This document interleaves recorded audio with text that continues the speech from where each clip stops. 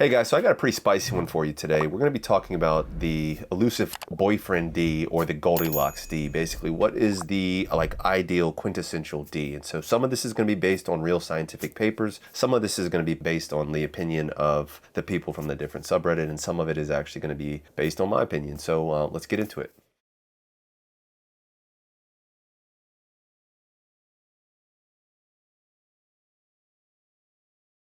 All right, guys, so today we're going to be talking about the Goldilocks D. This topic comes up at least once a week on our subreddit r/getting bigger, and it's basically what is like the ideal size D for a guy to have according to their partner. And so this is going to be largely through a heterosexual perspective, so still shouts out to all my gay bros out there. It's all love. And so there was actually a pretty interesting article, which I'll put up. By article, I mean it was just like a little gossip article, but it's basically about the boyfriend D. And so basically what that means is like a D that you can basically settle down with. Believe it or not, most of the women that report this, like, oh, he has that good like boyfriend D, meaning it's like it's not big enough where it hurts, it's big enough where you can like do it consistently, have quickies and have things like that. It's kind of like the Goldilocks D that that always comes up, and it's basically like, what is that ideal size? And so one of the quotes that they use from that article I put up is, it needs to be big enough to hit all the right spots, but not so big that you can't see yourself dealing with it on a consistent basis for years. Okay. And so the topic of what is the ideal size, does size matter, it comes up all the times, guys. So that's not what this article is going to be about, or this post is going to be about. It's really going to be about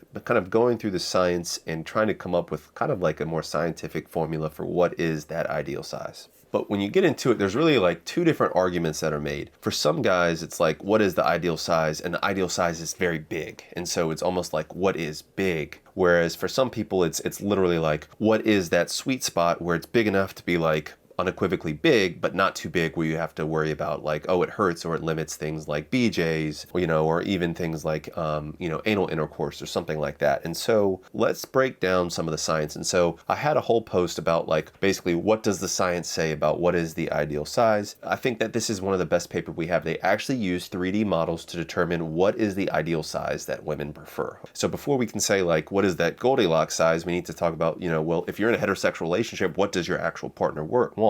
And so in this paper, they found that the ideal size for basically a one-night stand, they tended to favor a larger phallus compared to like a long-term boyfriend. They preferred like a slightly smaller phallus. And so in this paper, it was about 6.4 inches in length and about 5 inches in girth, okay, for a one-night stand. However, when you have a long-term relationship, they preferred a 6.3, so a slightly smaller in length, and 4.8 inches in girth, so a slightly smaller girth. Honestly, that kind of like closes the door right there. Like, what is the size they prefer? Well, yes, this is on averages, and I do want to know what you guys think. So if you think this paper is total crap, let me know in the comments. I mean, I didn't write the paper, but I do think it's pretty interesting data. A couple of key things though with this paper, because you're like, oh, well, the average D is around like 5 inches or so, 5.5, sometimes as big as 6, depending on whether you're looking at like Eastern or Western data, or, all of these guys that have these scientific calculations, like pontificating down to like the freaking millimeter of size. Like, I really don't understand why guys get so worked up and why they care so much, but, I'm not going to go on a rant about that today, but holy moly. Anyways, and so this paper, like, it is actually non-bone pressed, because they're talking about like a 3D model, which I don't really have a model right here, but if you're talking about this Sharpie right here that I used to restore stickers with, it's like, they're not, oh, well, is this Sharpie bone pressed? Like, no, they're talking about like what you would visibly see if a guy were to like have, like, pull down his pants, like what you would see. So it's not talking about the bone pressed length, it's talking about non-bone pressed length. So if you think about 6.4 inches non-bone pressed, in my opinion, that's large. That's pretty unequivocally large. I don't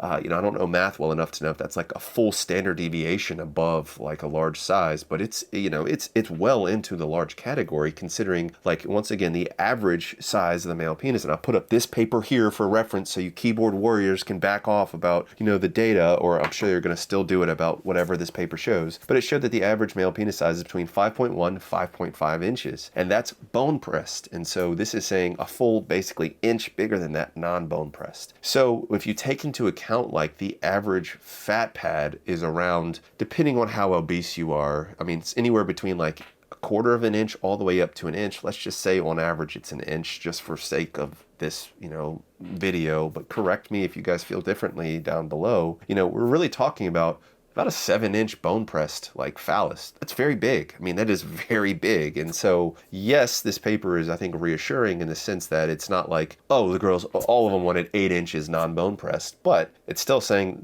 they're really looking at like about 7 in bone pressed length, or at least about 6 inches of like non-bone pressed length. And so, to me, that helps give us a perspective of kind of where to guide this argument as far as, what is that Goldilocks D. But I think we also need to take into account female anatomy. And so let's get into some research here. And so here is a paper that actually shows that the average vaginal length, I do think it's important to note that it's probably like not in women that are non-aroused, if they're being measured in a scientific fashion, because it does matter, and we'll get into that in a little bit, is only about 2.5 inches, guys. 2.5 inches. So let's see, here's my little Sharpie here, here's my ruler here, and so like right where my finger is, so that is 2.5 inches is the average vaginal length. Like that is, that's not very big, guys. And so, if you're talking about like what's big enough to like fill up a vagina, 2.5 inches, guys, scientifically speaking. Now, this does greatly depend on not only the arousal level, but also the time of the month, okay? For example, in this article here, they talk about how, like, there's different phases of the female cycle. Hopefully, for the love of Christ, you guys know, like, basic female anatomy if you're in a heterosexual relationship. But as far as, like, ovulation, when's the most optimal time to be fertilized, their period, menstrual cycle, all that stuff, that actually varies the length of their vaginal canal. And so if it is, like, when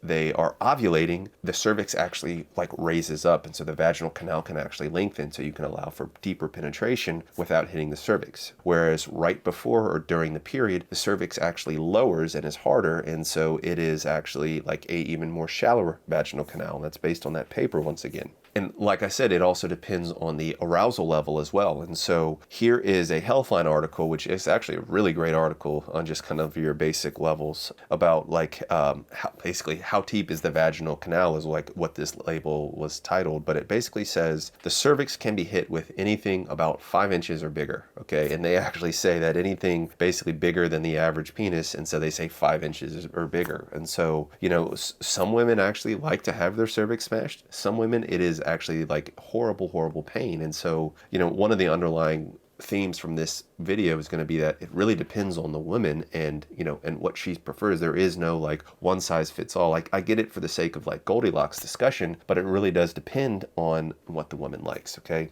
So based on like kind of that real science, what would I say is probably like a Goldilocks D? I'll put up some comments, here on the screen, because some guys are like, 7 by like 5.5 is like a very common one that I see.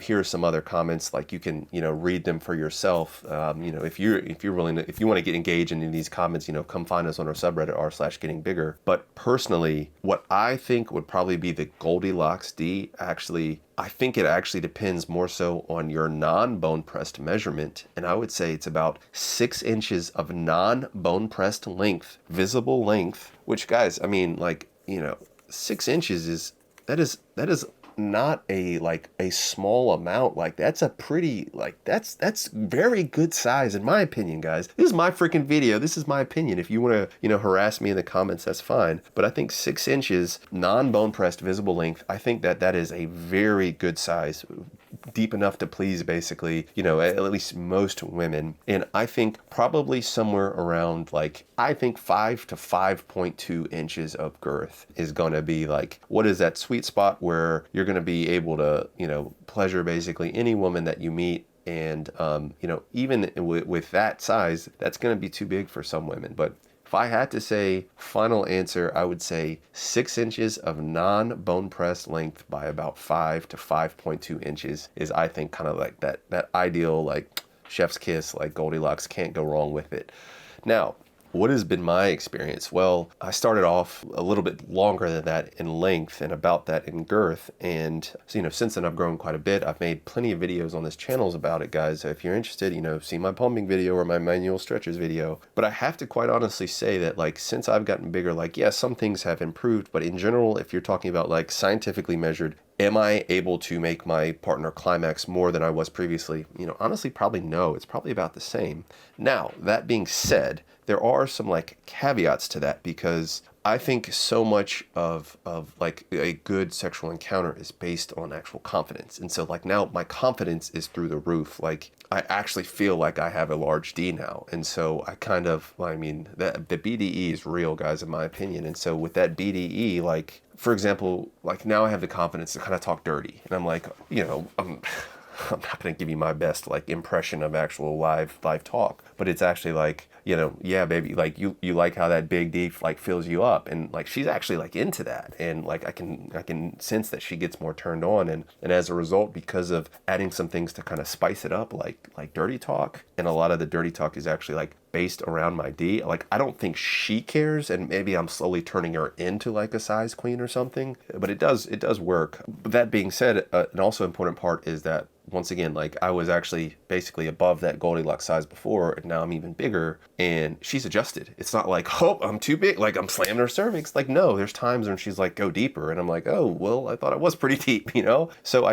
like the vaginal, it's not some like static thing. It can adjust, it can accommodate. I mean, for Christ's sake, women go through labor, and so I think it's kind of like ridiculous to say like, oh, well, you know, what size is too big? Like what size is too small? It's like, you know, things can be shifted, things can accommodate. It really depends on arousal level, time of the month, like the actual woman's anatomy. And so I know that's not the load taste, but back to it, I think that, once again, 6 inches non-bone pressed by about 5 to 5.2 inches is what I would say is the Goldilocks. What does that equate to in like bone press length? About 7 by 5.2. And so I'm right there with kind of your average, like what the most common response on Reddit is. I think it's more than enough for depth. I think it's plenty for girth. I think you can basically, like some guys, especially smaller guys, are actually limited by size. Like you can't actually physically do certain positions because the D will fall out or it won't penetrate deep enough. And so you can get to basically any position. I think you can go like, it's big enough where you can't just like wham it in there. Like you have to like, you know, be gentle enough to like ease it in, but you can also like, you can have passionate lovemaking, or it's still like where you can do like really rough, like hard as you can, like bang, bang, bang. I think it's well above average. And I think, you know, outside of like some guys with like really enormous frames, I think that size is going to look good, but look big on basically any frame. And so, you know, those are just my thoughts. Let me know what you think. Am I way off with this? But I hope you enjoyed the video. If you need to reach me, my Patreon here, guys. And so anyways, until the next one, guys, let me know what you think. I appreciate any comments, any feedback. Please like and subscribe on the next one. Peace.